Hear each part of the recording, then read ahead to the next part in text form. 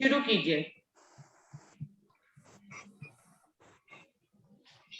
बोलिए श्री प्राणनाथ प्यारे की जय। श्री सद्गुरु महाराज की जय। बेहद के साथी सुनो, बेहद के साथी सुनो, बोली बेहद की वाणी, बेहद के साथी सुनो।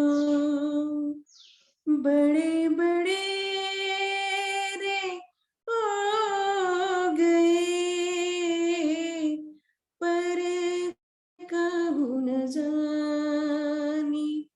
बड़े बड़े रे हो गए, पर काहू न जानी। बेहद के साथी सुनो, बोले बेहद की वाणी। उपाय किए अनेकों, पर काहू ना लखानी। ये वाणी निज बुध बिना, ना जाए पहचानी। बेहद के साथी सुनो, बोली बेहद की वाणी। सोनिद जाहिर इत हुई, धन धन संसार। धन धन खंड भरत का, धन धन नर नार। बेहद के साथी सुनो, बोले बेहद की वाणी। धोखा दे कोई ना राखहु, करूं निरसंदेह। धोखा कोई ना राखहु, करूं निरसंदेह। मुक्त होत सरचराचर, आयो वतनी में। बेहद के साथी सुनो, बोले बेहद की वाणी। ए दो विध मैं तो कही, सुपन हर के उड़ाऊं। कहे इंद्र रावत कुछ रंगे, साथ जुगते जगाऊं। बोले बेहद की वाणी, ओ बोली बेहद की वाणी। बेहद के साथी सुनो, बोली बेहद की वाणी। बोली बेहद की वाणी, बोली बेहद की वाणी। बोले श्री प्राणनाथ प्यारे की जय। श्री सद्गुरु महाराज की जय। आप सभी सुंदर साथ के चरणों में मेरा कोटि कोटि प्रेम प्रणाम जी, कोटि कोटि प्रेम प्रणाम जी। आज एक तो माइक के बिना मैं कभी गा नहीं पाती हूँ, मेरी आवाज बिना माइक के नहीं निकलती है। बस थोड़ी सी मैंने कोशिश की है आज, क्योंकि बिल्कुल भी मेरी आवाज नहीं निकलती बिना माइक के, तो उसके लिए क्षमा चाहूंगी सुंदर साथ जी। नहीं, आपकी आवाज ठीक आ रही थी बिना माइक के भी। धन्यवाद हाँ जी, लेकिन उतना अच्छा गा नहीं पाती बिना माइक के। नहीं, ठीक था, अच्छा था, अच्छा गाया, धन्यवाद। धन्यवाद जी, प्रणाम धन्यवाद। जी। प्रणाम जी। प्रणाम जी। प्रणाम जी। शुरू करते हैं सुंदर साथ जी। प्रथम लागू तो चरण को, धनिये ना छुड़ाइयो खीन, लाकत ले लालेड़िया, मेरे जीव की ही जीवन, इन पांव तले पड़ी रहूं, धनी नजर खोलो बातून, पलना वालों निरखो नेत्रे, मेरे जीव के ही जीवन, मेरे जीव के ही जीवन। बोलिए श्री प्राणनाथ प्यारी की जय, बोलिए श्री सद्गुरु महाराज की जय। मार्फत सागर वाणी का 5वां प्रकरण चल रहा है, तीनों फरिश्तों का बयान, जिसमें 48 चौपाइयां हुई थी, अभी 39वीं चौपाई से आगे बढ़ रहे हैं। गुनाह एक अबलीस के, क्यों सब दुनी मारी जाए, पाक सरा हक अदल सो ऐसे क्यों फुरमाए। अभी कल ही इसकी बात हुई थी कि कुरान के जो किस्से हैं कैसे आगे घटित होने वाले हैं, लेकिन कुरान को पढ़ने वाले जो काजी और मुल्ला हैं वो उन किस्सों को अपना पहले ही घटा लेते हैं, इसीलिए उसके बातूनी रहस्यों को नहीं समझ पाते हैं और इसीलिए उनकी बातूनी नजर नहीं खुल पाती है, जाहिरी नजर ही रहती है और वो अखंड तक नहीं पहुंच पाते हैं।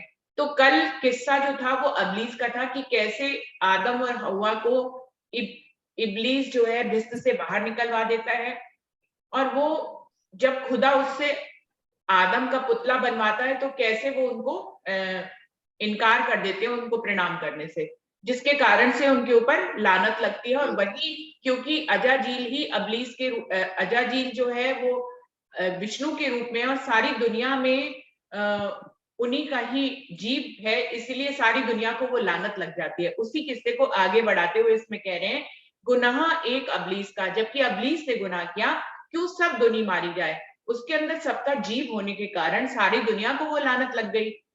खुद खुदा ऐसा न्याय कैसे कर सकता है कि किसी एक ने गुनाह किया और वो सारी सृष्टि को गुनाह लग जाए।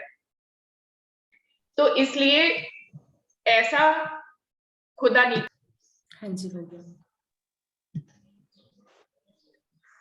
पाक फरिश्ते पाक सिजदे बेशुमार किए हक पर, तिन बदले दुनी को दोजख क्यों देवे कादर। जबकि वो फरिश्ता पाक साफ था, भिस्त का रहने वाला था, उसने इस कालमाया के ब्रह्मांड में 14 लोगों पे एक उंगुल जमीन नहीं छोड़ी और वो बराबर सिजदे करता रहा। बेशुमार हक पर उसने खुदा के ऊपर बेशुमार सिजदे किए, उसके बदले में पूरी दुनिया के दिल पर वो राज्य करने लग गया और फिर सभी को दोजख की अग्नि मिल गई। यानी कि जैसे अबलीस ने पहचान नहीं करी, बिल्कुल वैसे ही लानत पूरी दुनिया को लग गई और वो खुदा को पहचान नहीं पाए। क्या ऐसा खुद कादर कर सकता है? क्या खुदा को ऐसा करना चाहिए? जो न लेवे हकीकत नजर खोल बातन, तोलो अंधेरी ना मिटे दिन होए नहीं रोशन। इंद्रावती जी कह रही हैं, जब तक हम हकीकत की पहचान नहीं करते हैं, अपनी बातूनी अंदर की आंखों को नहीं खोलते हैं, तब तक ये अंधेरा ही रहेगा। उस व्यक्ति के लिए इस जीवन में अंधेरा ही रहेगा, क्योंकि उसको हकीकत तो लेनी ही पड़ेगी, समझनी पड़ेगी, अंदर की आंखों को खोलना होगा। हम बाहर की आंखों से इतना कुछ देखते हैं, हमें अंदर की आंखों को भी खोलना होगा। अंदर की आंखें जब तक नहीं खुलेंगी तब तक जो है अंधेरा ही रहेगा, दिन होए नहीं रोशन। तब तक तारतम ज्ञान की रोशनी को जब तक वो अपने अंदर आत्मसात नहीं करेगा, तब तक उसके लिए अंधेरा रहेगा।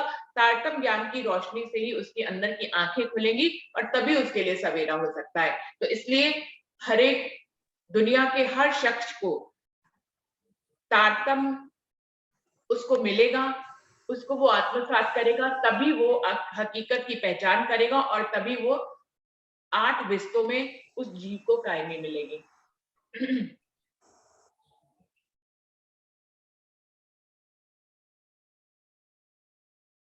एक कलाम नमूज और बातून, माही हक हकीकत, हक इल्मे खोले रू नजर, तब दिन उगे बका मार्फत। ये जो कलाम है कुरान के, ये बहुत ही नमूज माने छुपे हुए हैं, बहुत ही बातूनी है, इनमें ही हक की हकीकत है। एक कलाम, नमूज और बातन, ये कलाम जो है बहुत छुपे हुए हैं, बातूनी है, माहे हक हकीकत, जिसके अंदर हक की हकीकत छुपी हुई है, परमात्मा की हकीकत की बातें छुपी हुई है। हक इल्मे खोले रूह नजर, जब अक्षरातीत पार ब्रह्म की वाणी उनके इल्म के ज्ञान को लेकर आत्मसात कर कर जब रूह की नजर खुलती है, तब दिन उगे का मार्फत, तब उस रूह के लिए सवेरा होता है और तभी वो मार्फत के ज्ञान तक पहुंचती है। ये तीनों फरिश्ते नूर से हुए पैदा, तीनों तालब, जिन जैसा चीनिया मोहम्मद को तिन तैसा पाया मरातब। अब तीनों की हकीकत को इंद्रावती जी ने बताया कि कैसे अजाजिल को गुनाह लगा। जब्राइल जो कि उनके साथ सारे धर्म ग्रंथों को इस दुनिया में लाया मोहम्मद की रूह के साथ, लेकिन मोहम्मद की रूह की पहचान नहीं कर पाया। तो जोश ये बताता है कि जोश में कोई रूह कितनी भी चल ले, चाहे वो कितनी भी वाणी बोल ले, कितनी भी वाणी सुन ले, लेकिन जोश के माध्यम से कभी भी मार्फत तक नहीं पहुंचा जा सकता। मार्फत तक पहुंचने के लिए जो है असराफी, यानी कि जागृत बुद्ध और निज बुद्ध जब तक नहीं आएगी तब तक खाली जोश से काम नहीं चल सकता है। जोश से वाणी को समझा जा सकता है, बोला भी जा सकता है, लेकिन अक्षरातीत के दर्शनों के लिए, उनके दीदार के लिए, 25 पक्षों के दीदार के लिए रूह को जो है मार्फत तक आना पड़ता है।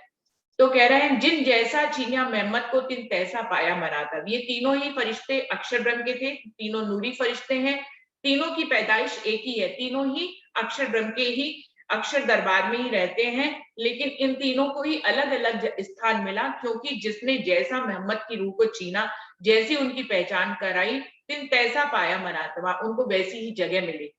अजाजील को कालमाया का ब्रह्मांड मिला, और जब्राइल फरिश्ता जो है अखंड में तो पहुंच गया, लेकिन अक्षरधाम तक रह गया, और असराफील जो है मूल मिलावे में पहुंच गया। तो तीनों को, तीनों एक ही जगह के थे नूरी फरिश्ते, लेकिन तीनों को अलग अलग मरातबा मिला, तीनों को अलग अलग शोभा मिली, तीनों को अलग अलग जगह मिली। तो इस प्रकार से बेवड़ा किया है इंद्रावती ने तीनों फरिश्तों का और हमें बताया है। जिन जैसी करी दोस्ती तिन तैसी पाई बख्शीस, दूर नजदीक या अंदर देखो मायने आयत हदीस। वो कह रहे हैं कुरान की आयतों और हदीसों के मायनों को यदि आप ध्यान से देखें कि जिसने मोहम्मद के साथ जैसी दोस्ती करी उसको वैसी ही बख्शिश मिली, उसको वैसी ही मेहर मिली। इसमें से एक जो है वो अपने खुदा से दूर हो गया यानी कि अजाजील, एक नजदीक हुआ यानी कि जब्राइल जो अखंड तक पहुंच गया और अक्षरधाम तक रह गया। वो भी अक्षर के करीब तो था ही, तो वो भी खुदा के नजदीक तो हुआ, लेकिन खुदा के अंदर तक पहुंचने का मरातबा जो है, जो शोभा मिली है, वो असराफील को मिली है जो मूल मिलावे तक पहुंचा है। तो तीनों ही अक्षर के फरिश्ते हैं, तीनों के ऊपर ही जिसने जैसी मोहम्मद की पहचान करी उसको वैसी बख्शिश मिली। बंदगी का फल मांगिया नूरी फरिश्ते हक पे, तिन बदले दुनी सब दोजक क्यों डारी जाए आग में। जितनी बंदगी अजाजील ने 14 लोगों के ब्रह्मांड में करी, वो नूरी फरिश्ता था, उसने हक के ऊपर बेशुमार सिजदे किए थे, लेकिन गलती उससे ये हुई कि जब उसी से पुतला बनाकर जब खुदा ने उसके अंदर अपनी रूह फूकी तो उसने उसको सिजदा नहीं किया, तो सारी जमीन पे सिजदे उसके बेकार हो गए, रद्द हो गए। तो यदि आप, ये हमें ये इशारा करते हैं कि यदि हम असल की पहचान नहीं करते और उससे पहले हम चाहे कितनी बंदगी कर ले उसका कोई फायदा नहीं होता है। तो अक्षरातीत ऐसी दुनिया में चलता चला आ रहा है। अक्षरातीत पूर्ण पारब्रह्म की जब तक बंदगी करके एक दिन में दुनिया नहीं आएगी, तब तक वो जितनी भी बंदगी कर ले वो इस दुनिया के काल चक्र में ही पड़ी रहेगी, अखंड तक नहीं आएगी। तो अखंड का मतलब ये होता है कि फिर कभी जन्म और मृत्यु को ना प्राप्त करना और योग माया के ब्रह्मांड में 8 हिस्सों में अखंड हो जाना। जब तक तारतम ज्ञान की रोशनी नहीं आई थी, दुनिया इसी जन्म मरण के बंधनों में पड़ी थी, लेकिन आज जबकि वाणी आ गई है, तब तो सबको जो है उसकी पहचान करना चाहिए और अखंड अक्षरातीत पूर्ण पारब्रह्म की बंदगी में आना चाहिए। तो कह रहे उस बंदगी का फल नूरी फरिश्ते ने मांगा कि वो आदम के ऊपर राज्य करे।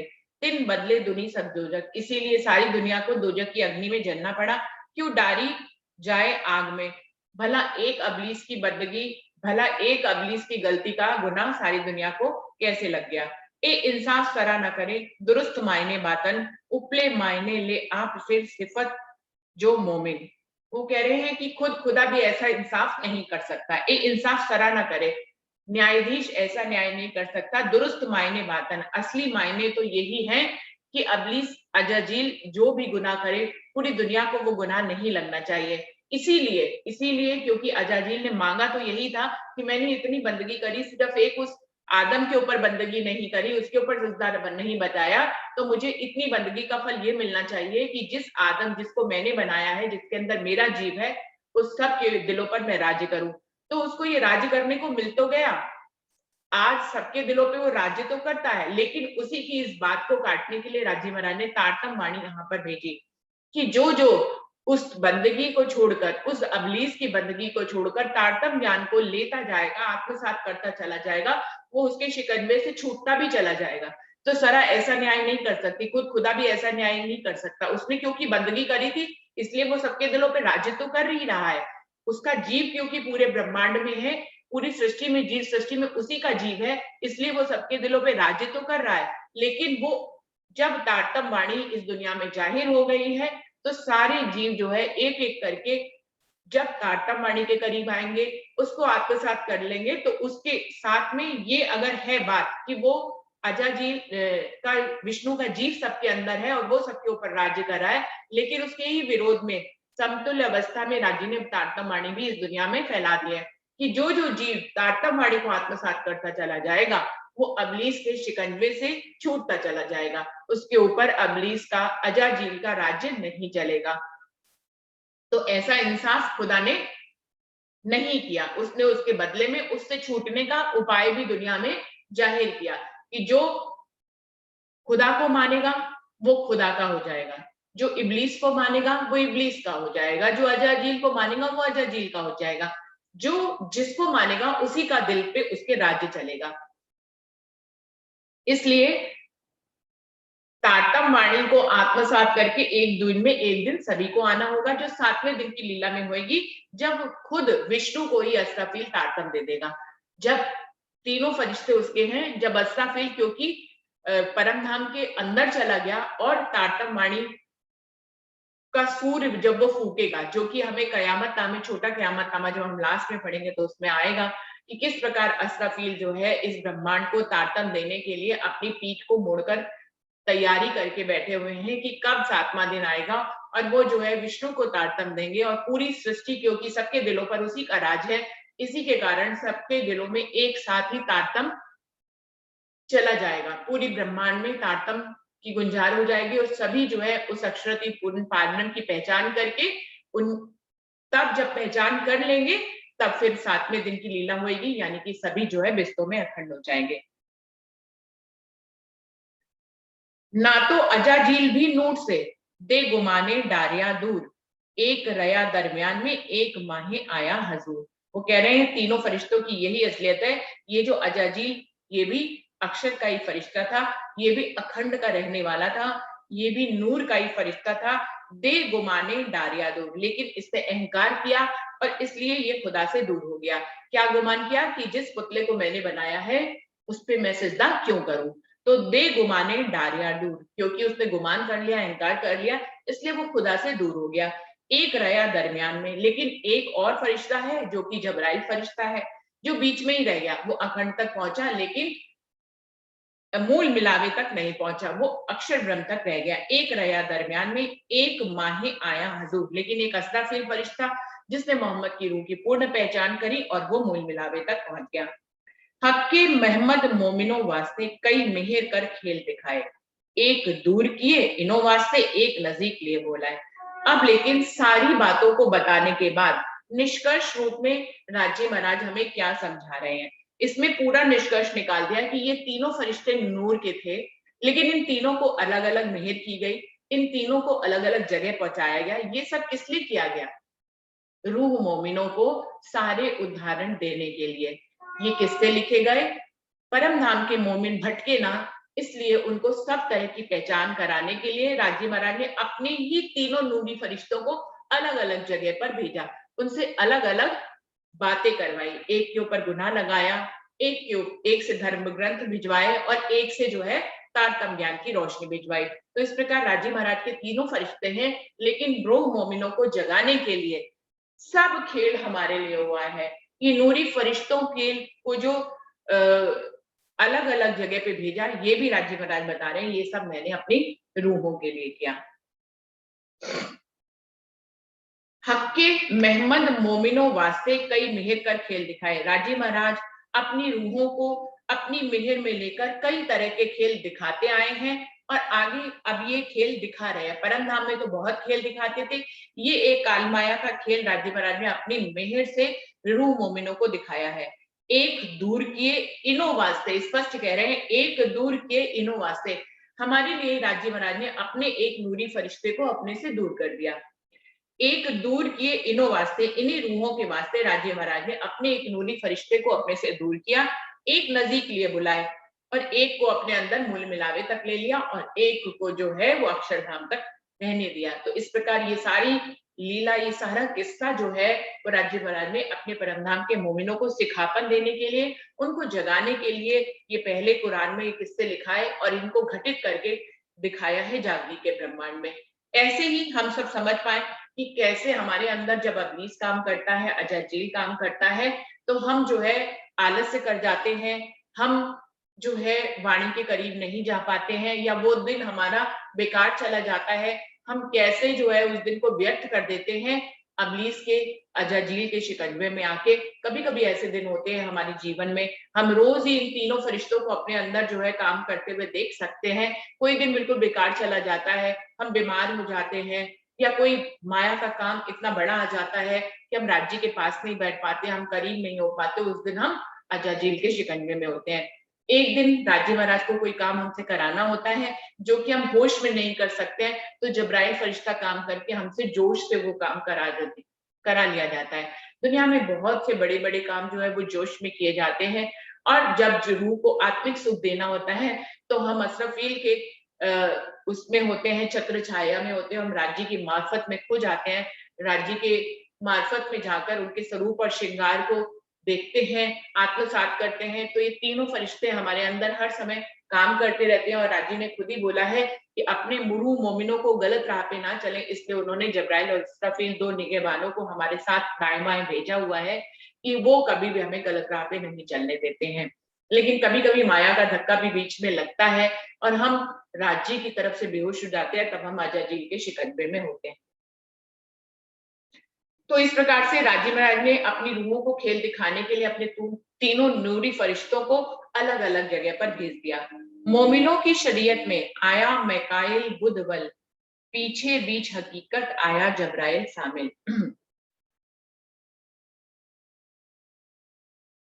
सबसे पहले जबकि शरीयत का चलन था, शरीयत थी, तब तो जो है अजाजील उस समय था, सभी के अंदर जो है वो लड़ाई झगड़े ही चलते थे।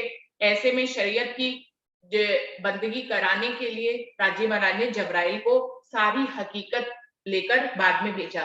पहले सब जो है अजाजील की संसार जो है वो एक बंजर जमीन के समान था। बंजर जमीन के समान कहने का मतलब ये है कि जहां पर कोई भी जो है हरा भरा पौधा नहीं था, यानी कि तारतम ज्ञान अखंड की कोई रोशनी नहीं थी, तो यह जमीन जो है जिसको बंजर कहा गया कि वहां पे कोई रोशनी अखंड की थी ही नहीं। ऐसे में सब अजाजील के शिकंजे में थे, एक दूसरे को मारते काटते थे, लड़ते थे, और ऐसे में जब्राइल को भेजा गया मोहम्मद के साथ और उन्होंने वहां पर हकीकत को फैलाया। तो हकीकत का ज्ञान देकर फिर जब्राइल को भेजा गया।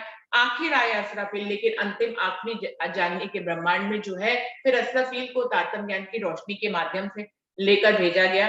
खोले मुसाफ मार्फत द्वार, उसी ने ही जो है मार्फत के दरवाजों को खोला और कुरान के सारे वेदों को भी असराफील ने ही खोला। किसके अंदर आकर? यानी कि हक्की स्वरूप के अंदर आकर, मोहम्मद की तीसरी सूरत के अंदर आकर। दूसरी सूरत के अंदर तारतम ज्ञान की रोशनी आई और तीसरी हक्की स्वरूप के अंदर से मार्फत का ज्ञान आया, सारी वाणी उतरी और कुरान के सारे भेद जो कि मार्फत के थे, जो कि आने वाले समय पे घटित हो रहे थे, उन सबको आकर असराफील ने खोला।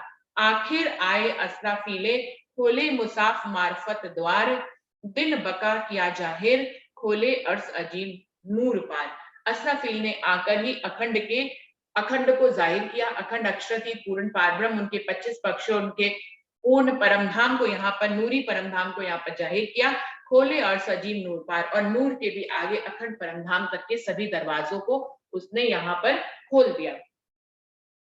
श्री महामती कहें ए मोमिनो, कही हकीकत फरिश्तो, अब कहूं कजा और फितना जो उठा बरारव हो। इंद्रावती जी कह रही हैं, अभी तक मैंने आपको जो है मार्फत सागर में तीनों फरिश्तों की हकीकत आपको बताई है, जब्राइल की, असराफील की और अजाजील की, तीनों की हकीकत बताने के बाद अब मैं आपको बताता हूं कि बरारब में किस तरह से लड़ाई झगड़े उठे और फिर वहां पर कैसा न्याय किया गया मोहम्मद के माध्यम से। अगला प्रकरण आपको इसके बारे में इंद्रावती जी कह रही है मैं आपको बताऊंगा, लेकिन अभी मैंने आपको अजाजील, जब्राइल और असराफील के बारे में बताया है, और कैसे आपको अपनी बातों की नजर खोलकर इन तीनों की हकीकत के माध्यम से अपने अंदर देखना है कि कब हम किसके छत्र छाया में हैं और हमें किसकी छत्र छाया में होना चाहिए। तो सुंदर साथ जी, जब हम अपने अंदर इन तीनों को देखने लग जाते हैं तो हम एक सीढ़ी चढ़ जाते हैं। कम से कम हम ये तो जान पाते हैं कि कब हम अबलीस के शिकंजे में होते हैं, कब हम जो है जब्राइल के छत्र छाया में होते हैं, कब हम असराफील की छत्र छाया में होते हैं। तो ये ज्ञान होना बहुत जरूरी है। जैसे जैसे रूह अपने अंदर इन तीनों का बेवरा करते हुए देख पाती है, उतना ही वो आगे बढ़ती चली जाती है और वो असराफील की तरफ ज्यादा झुकती चली जाती है। तो अच्छा रहता है कि जब हम अपने अंदर इन सब चीजों को देख लेते हैं। प्रकरण यहीं पे खत्म होता है, चौपाई को दोहरा लेते हैं। श्री महामती कहे ए मोमिनो, कही हकीकत फरिश्तो, अब कहूं कजा और फितना जो उठ्या बरारब मो, जो उठ्या बरारब गो। बोलिए श्री प्राणनाथ प्यारे की जय, बोलिए श्री सद्गुरु महाराज की जय, सर्व सुंदर साथ की जय।